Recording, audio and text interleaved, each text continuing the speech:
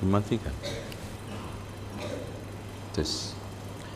Innal hamdalillahi nahmaduhu wa nasta'inuhu wa nastaghfiruhu wa nastahdihi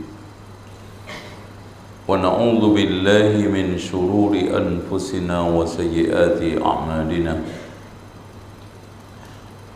Man yahdihillahu fala mudilla lahu wa man yudlil fala hadiya lahu. أشهد أن لا إله إلا الله وحده لا شريك له وأن محمدا عبده ورسوله. قال الله عز وجل يا أيها الناس اتقوا ربكم الذي خلقكم من نفس واحدة وخلق منها زوجها وبث منهما رجالا كثيرا ونساء واتقوا الله الذي تساءلون به والأرحام إن الله كان عليكم رقيبا. وقال تبارك وتعالى يا أيها الذين آمنوا اتقوا الله حق تقاته ولا تموتن إلا وأنتم مسلمون. وقال تبارك وتعالى يا أيها الذين آمنوا اتقوا الله وقولوا قولا سديدا يصلح لكم أعمالكم ويغفر لكم ذنوبكم ومن يطع الله ورسوله فقد فاز فوزا عظيما. فإن خير الحديث كتاب الله وخير الهدي هدي محمد صلى الله عليه وسلم وشر الأمور محدثاتها وكل محدثة بدعة وكل بدعة ضلالة وكل ضلالة في النار. Jangan duduk dengan merangkul lutut ya, itu dilarang ketika khutbah Jumat. Dan mohon perhatian karena khutbah ini hanya 15 menit. Baik.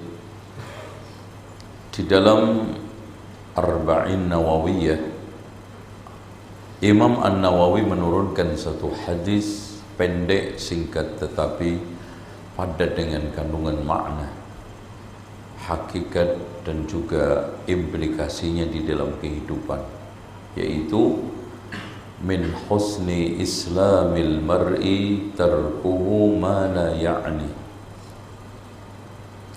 Termasuk kebaikan Islam seseorang, tanda baiknya Islam seseorang meninggalkan sesuatu yang tidak ada faedahnya. Makanya prinsip di dalam hidup itu ihris ala ma yanfa'uk, berusahalah untuk mengejar sesuatu yang manfaat. Wasta'in billah wa la ta'jaz, jangan melemah. Itu ada yang senderan. Ini baru muqaddimah. Masya Allah. Jangan senderan. Khutbah belum mulai, sudah mimpi haji. Baik. Dari situ kita dituntut untuk betul-betul hidup ini berprinsip saya tidak mau keluar keringat kalau nggak ada surganya. Dan kita harus efisiensi waktu umur kita, karena umur itu kalau sudah hilang, pergi, nggak bisa diganti. Maka sikap inilah yang membuat Luqman Al-Hakim, namanya, petuahnya, ajarannya terukir indah di dalam Al-Quran, menjadi manusia hebat, padahal dia itu ada seorang badui. Ketika beliau ditanya, dari mana kelebihan itu semua kamu dapat? Kata beliau, sidqul hadis, jujur di dalam berbicara. Yang keduanya adalah wa'ada'ul amanah, menunaikan amanah. Dan yang ketiganya adalah tarku syai'in la ya'ni, meninggalkan sesuatu yang tidak ada gunanya. Maka saking pentingnya memanage waktu ini dan saking perlunya kita urgensi kita mengatur waktu. Allah sampai sumpah wal asri. Di antara para ulama menafsirkan wal asri demi masa. Ada yang menafsirkan wal asri demi waktu asar. Ada yang menafsirkan wal asri yaitu masa keemasan Islam, yaitu zaman Rasulullah, khairun nasi qarni summa alladhina yalunahum. Kenapa asar? Karena asar itu sebentar lagi maghrib, sebentar lagi kiamat. Makanya Rasulullah memposisikan umat ini itu umat asar di dalam hadis yang mulia. Nah, karena pentingnya waktu ini, Imam Syafi'i sampai mengatakan, saya bergaul dengan orang sufi tidak mendapatkan faedah kecuali dua. Masya Allah. Faedah yang pertama, waktu itu seperti pedang. Kalau kamu nggak gunakan untuk menebas, kamu yang ditebas. Betapa banyak di antara kita itu membuang-buang waktunya. Coba bayangkan, Pak, untuk menghafal satu ayat itu tidak perlu lebih dari 5 ayat.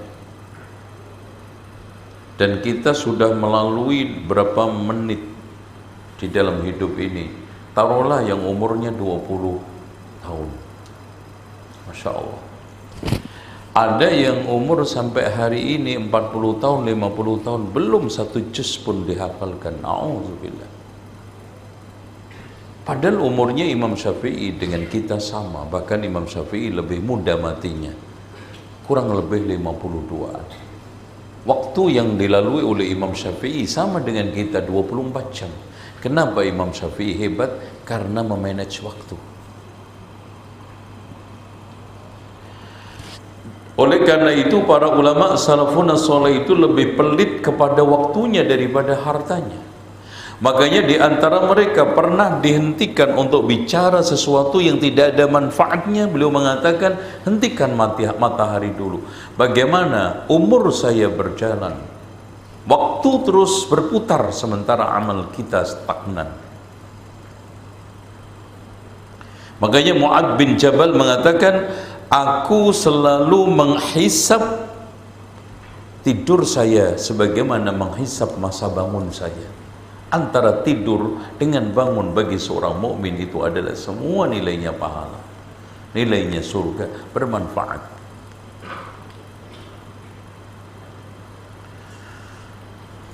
Sehingga dari sinilah dalam fakta hidup banyak orang yang tertipu. Sehingga Rasulullah mengatakan, ni'matani maghbunun fihima katsirun minan nas.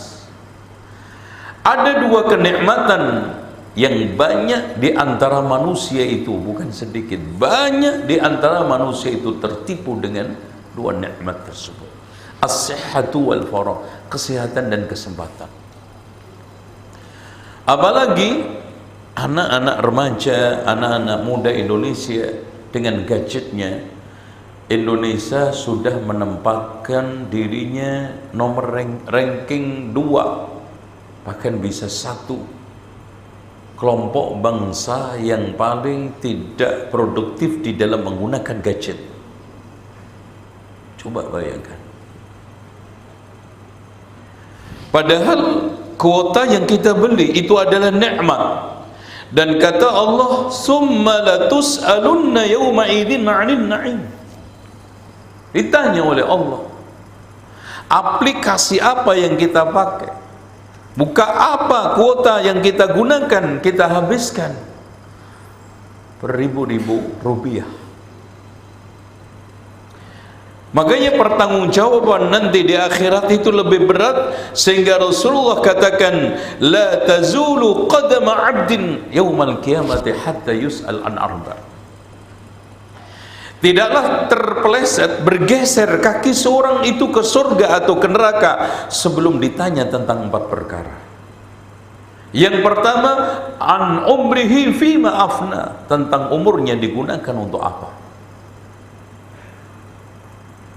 Dan yang keduanya wa an syababihi fima abla, tentang masa remajanya dihabiskan untuk apa, digunakan untuk apa.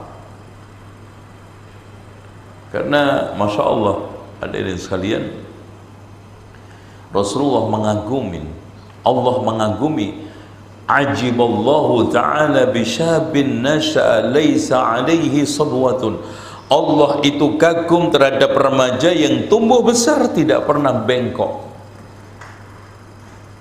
Yang dikatakan oleh Allah, oleh Rasulullah juga, sab'atun yudhilluhumullahu fi dhillihi yawma la dhilla illa dhillu. Di antaranya adalah syabun nasha'a fi ibadatillah, yaitu apa?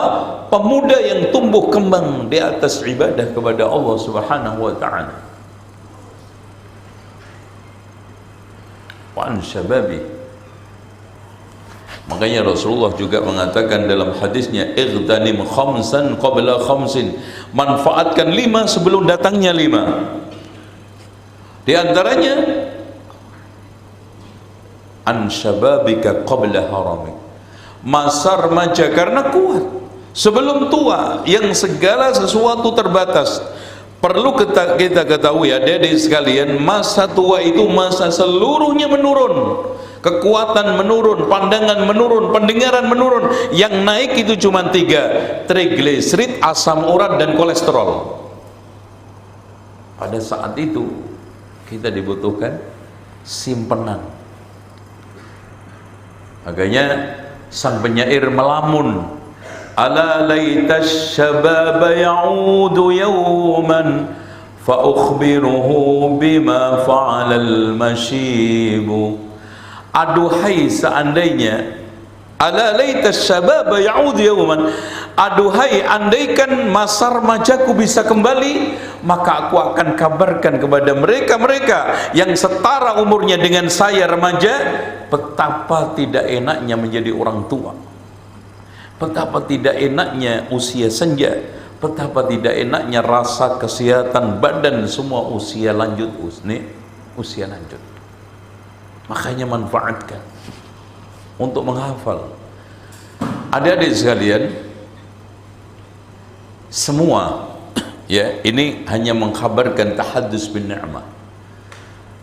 Rata-rata di dalam ceramah saya selalu saya berusaha untuk lepas hafalan, jarang membaca, entah itu ayat atau hadis. Ini rata-rata saya hafal umur 35 ke bawah.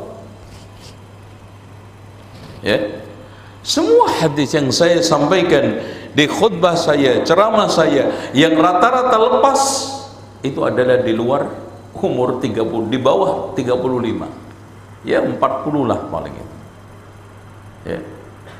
Hadis Bulughul Maram saya hafal ketika umur di bawah 40 semua. Sekarang lepas.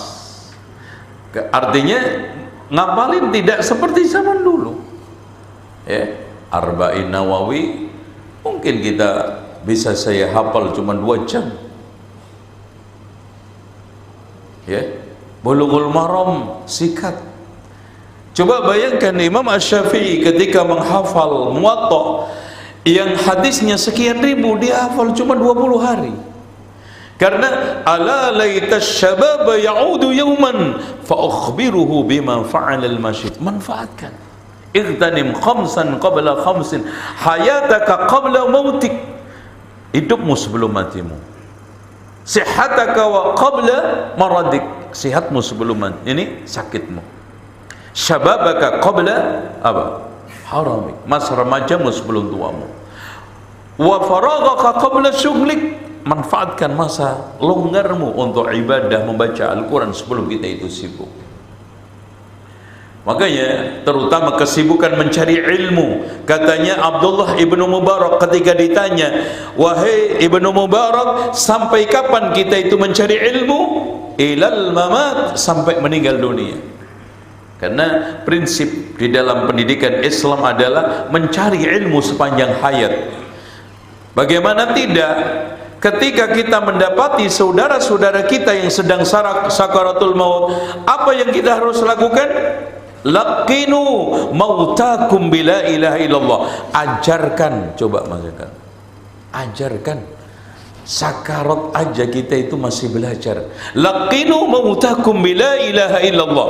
Talqinlah, ajarilah orang yang mau mati itu la ilaha illallah. Makanya dari sini hadis ini menjadi dalil kuat untuk memberikan satu prinsip bahwa belajar di dalam Islam itu sepanjang hayat. Dengan demikian, di akhir daripada khutbah yang pertama ini, adik-adik sekalian, terutama santri IHBS, di sini masya Allah, alhamdulillah, orang tua mencukupi kebutuhan kalian, bertujuan supaya kalian itu konsen di dalam mencari ilmu. Kita di dalam hari-harinya pun masya Allah peluang untuk menambah ilmu, menghafal Quran dan hadis itu sangat tinggi sekali. Coba bayangkan Imam Syafi'i ketika menghafal Muwatta yang jumlah hadisnya ribuan, kapan? Malam hari untuk memanfaatkan lampu penjara, karena pada zaman dahulu tidak ada listrik. Beliau harus datang ke penjara yang ada di Madinah, dimanfaatkan lampu-lampu obor besar yang sekarang ini di sekitar tiang-tiang yang mengitari tembok penjara digunakan untuk belajar. Kan mencari ilmu itu tidak ada puasnya. Ilmu itu adik-adik dicari semua kena separuhnya, dicari separuhnya tidak kena sama sekali, apalagi enggak mencari ilmu.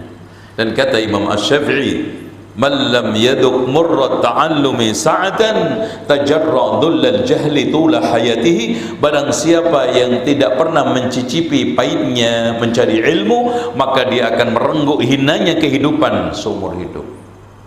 Aqulu qawli hadha wastaghfirullah li wa lakum wastaghfirullahal azim innallaha wal ghafurur rahim.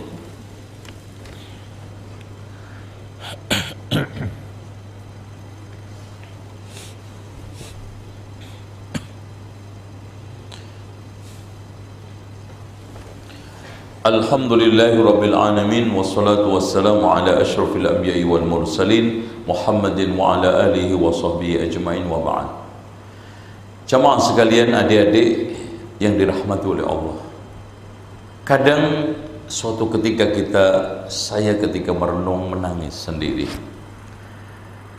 Ketika saya memiliki pondok seperti ini, santri bisa belajar menghafal Al-Quran di waktu beningnya hati dan jernihnya pikiran, kekuatan masih muda. Teringat saya dulu ketika remaja hanya menghafal berjanji, hanya menghafal tiba. Anak saya hafal semua dulu. Saya menghafal manaqib, tapi ternyata semua tidak ada faedah. Karena memang saya itu dari sejak dulu senang menghafal, ya. Tetapi subhanallah, ternyata duka pilu yang saya rasakan, yang saya hafal semuanya, ternyata tidak ada manfaatnya untuk kehidupan saya di dalam beragama. Saya ngebayangin, coba bayangkan kalau seandainya dulu saya masih remaja, kuat, hafalannya masih bening, ketemu masyayikh. Bagaimana kalau seandainya dulu saya masih umur SMA, mendapatkan guru-guru membimbing saya untuk menghafalkan Al-Quran dan hadis, Arba'in Nawawiyah, Riyadus Salihin, Bulughul Maram, ya. Dan bahkan Bulughul Maram itu saya tidak ada pembimbingan, menghafal sendiri. Setelah saya masuk Libya, alhamdulillah dibimbing guru hadis per hadis sampai khatam. Alfiyah Ibnu Malik dibimbing satu persatu bait sampai khatam. Bahkan Jurumiyah dulu saya usahakan untuk hafal sendiri. Imriti saya suruh untuk hafal sendiri. Tidak ada bimbingan pondok. Ya karena saya dulu itu bayar pondok pesantren itu include semuanya cuman 17.000. Ya makannya ya segala-galanya, masak sendiri. Makanya di sini bersyukurlah adik-adik sekalian mendapatkan waktu emas, mendapatkan satu golden egg, satu umur di mana kita itu bisa menghafal dengan mudah. Mungkin 2-3 lembar Anda bisa. Sekarang umur 50, 55, 60, untuk menghafalkan satu ayat aja dibutuhkan berjam-jam. Manfaatkan waktu untuk menghafal, menambah ilmu, berguru dengan baik. Jangan konsen kecuali ilmu. Demikian, mudah-mudahan Allah Subhanahu wa taala memberikan kekuatan kita, kesabaran kita, ketabahan kita untuk belajar, karena belajar itu banyak dukanya daripada sukanya. Rona-rona mencari ilmu di sana. Kalau kita membaca sirahnya para ulama, masya Allah, dari situlah nanti akan mendapatkan manisnya kehidupan. Allahumma salli wa sallim wa barik ala Muhammad wa ala ali Muhammad kama sallaita ala Ibrahim wa ala ali Ibrahim innaka Hamidum Majid. وارض اللهم عن الخلفاء الراشدين أبي بكر وعمر وعثمان وعلي وعن الصحابة وتابعين تابعين برحمتك يا أرحم الراحمين. اللهم اقسم لنا من خشيتك ما تحول به بيننا وبين معصيتك ومن طاعتك ما تبلغنا به جنتك ومن اليقين ما تهون علينا مصائب الدنيا. اللهم متعنا بأسمائنا وبصارنا وقوتنا أبدا ما أحييتنا واجعل الوارث منا واجعل ثارنا على من ظلمنا وانصرنا على من أدانا ولا تجعل مصيبتنا في ديننا ولا تجعل الدنيا أكبر همنا ولا مبلغ علمنا ولا تسلط علينا من لا يرحمنا. اللهم أرنا الحق حقا وارزقنا اتباعه وأرنا الباطل الباطل وارزقنا اجتنابه. ربنا لا تزغ قلوبنا بعد إذ هديتنا وهب لنا من لدنك رحمة إنك أنت الوهاب. ربنا اغفر لنا ولإخواننا الذين سبقونا بالإيمان ولا تجعل في قلوبنا غلا للذين آمنوا ربنا إنك رؤوف رحيم. ربنا هب لنا من أزواجنا وذريتنا قرة أعين واجعلنا للمتقين إماما. ربنا آتنا في الدنيا حسنة وفي الآخرة حسنة وقنا عذاب النار. عباد الله إن الله يأمر بالعدل والإحسان وإيتاء ذي القربى وينهى عن الفحشاء والمنكر والبغي يعظكم لعلكم تذكرون ولذكر الله أكبر. أقم الصلاة.